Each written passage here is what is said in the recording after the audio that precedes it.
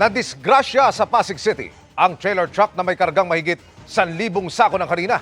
Nagpabigat yan sa daloy ng trapiko sa lugar. Nakatutok si Jamie Santos.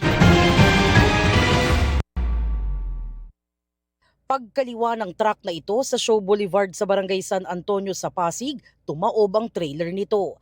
Nangyari ito pasado alas 10 ng umaga kanina sa panulukan ng Shaw Boulevard at Pioneer Street. Sabi ng driver ng truck, mabagal lang ang kanyang takbo.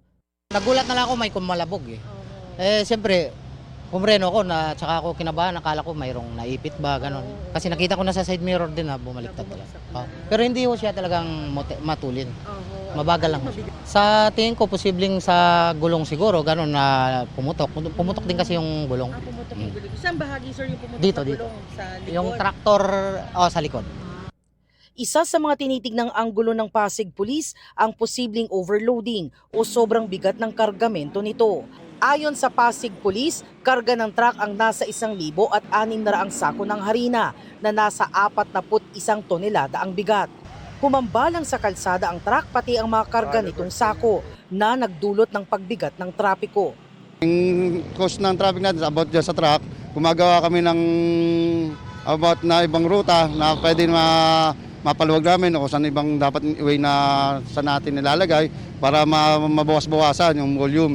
Mano-manong inaalis sa kalsada ang mga sakong nahulog mula sa truck at ikinakarga sa isa pang truck. Pasado alas 4 ng hapon pero hindi pa rin tapos alisin ang mga sako ng harina sa lugar. Sana matapos na maaga, mabigyan tayo ng magandang balik normal yung daling traffic. Baka po mabutas. Katulad po, sako po yan, harina. Baka mag-apekto pa lalo yung usok o tinatawag na parang moist na ng harina natin. Walang naiulat na nasaktan sa insidente, bagamat nagdulot ito ng hindi pa matukoy na halaga ng pinsala. Patuloy naman ang investigasyon ng mga otoridad upang matukoy ang tunay na dahilan ng pagtaob ng trailer truck. Jamie Santos, Nakatutok, 24 Oras.